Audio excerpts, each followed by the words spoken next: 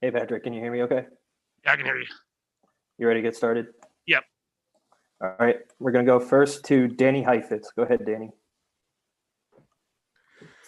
Hey, Patrick, your confidence has been one of your defining qualities. You guys have had so many comeback wins and so many victories. Was there a moment? What was the moment you realized you weren't going to win this game? Probably when I threw the interception at the very end of the game. I mean, you knew it was pretty much over then because we had no timeouts. But I mean, we battled to the very end. I mean, that's one thing you can say. I mean, we played not very good football today, but we battled. And now you have to respect the guys for their toughness on doing that. You had that one play where you looked like you were Spider-Man. You were flying sideways through the air. You put the ball on the receiver's hands. How confident? I mean, it was one of the best incompletions I think anyone's ever seen. Is part of you heartbreaking? Do you feel like you left it all on the field tonight? Yeah, I mean, yeah, I did. I mean, obviously, I didn't play the way I wanted to play. But I mean, what else can you say? All you can do is leave everything you have on the field, and I feel like the guys did that. They were the better team today. They beat us pretty good. The worst I think I've been beaten in a long time. But I'm proud of the guys and how they fought till the very end of the game. All right. Next we'll go to Adam Teicher. Go ahead, Adam. Hey, Patrick, a couple things. First of all, how similar was what Tampa did tonight to what they did, say, in the second half after that big first quarter in the first time around? You see any similarities in their coverage from that game, from the second quarter on to tonight? And I'll have one quick follow-up. Not really any. They had a good game plan.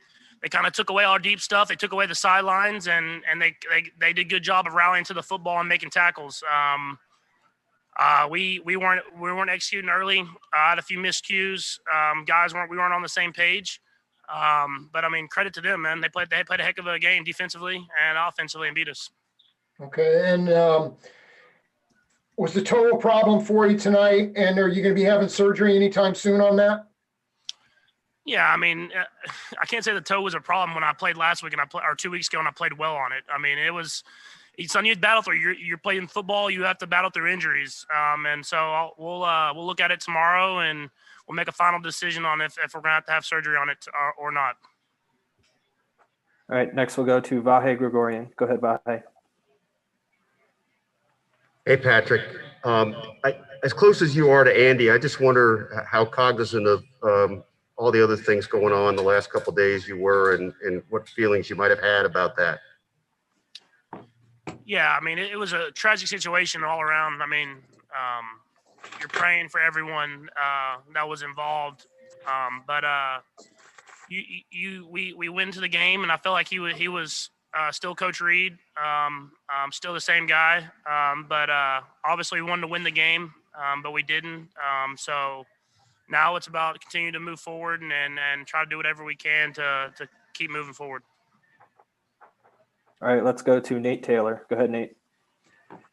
Patrick, there was so much discussion about the offensive line today and how it was going to go against the Buccaneers pass rush. Just what did you see was the big issue in that regard, and just how did you try to counteract what they were doing in terms of the pass rush around the second quarter or so?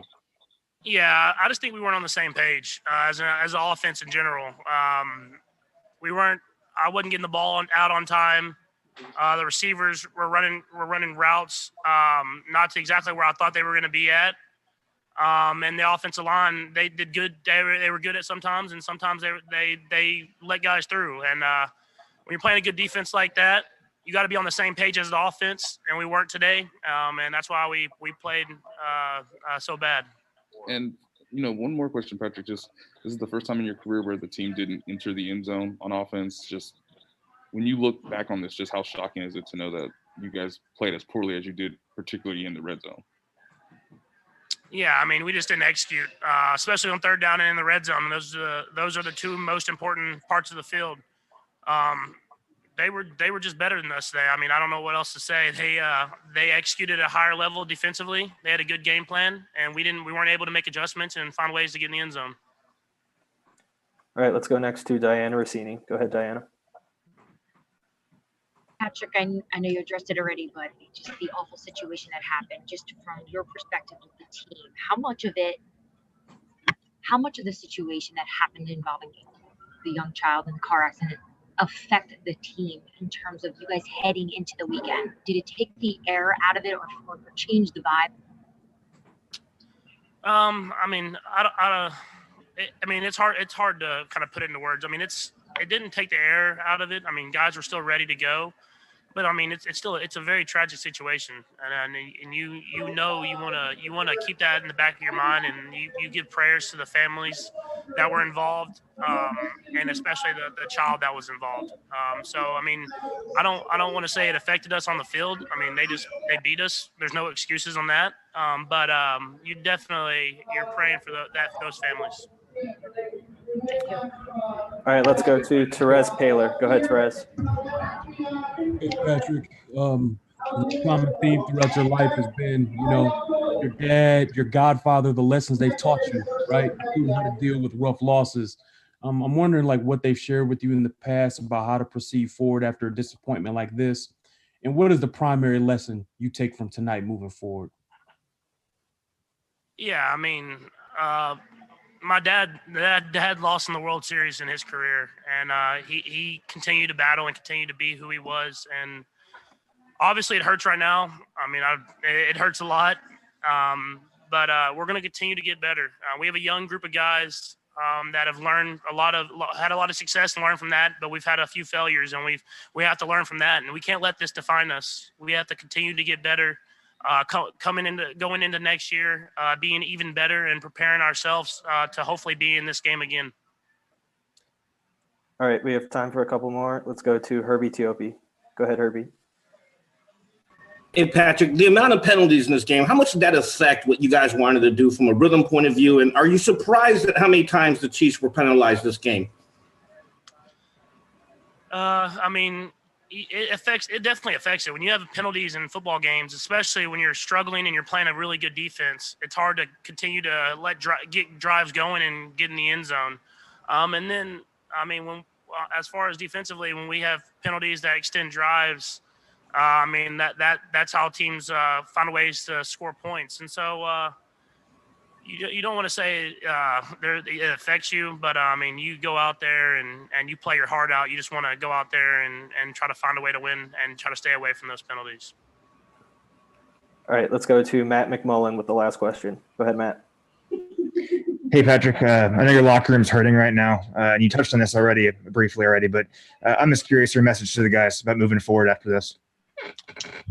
Yeah, I mean, we have a young group of guys. When we kind of joined together, we knew it wasn't going to always be successful, and you weren't going to be able to win 1,000 championships in a row. We knew we were going to go through times like this and adversity, and I think the best thing about it is the guys that we have the leadership ability to be even better next year. And so, obviously, we didn't end the season the way we wanted to. We can learn from that. We can learn from the successes that we had during the season. And at the end of the day, we have to come into this next year with a blank slate and trying to find a way to get to the Super Bowl again.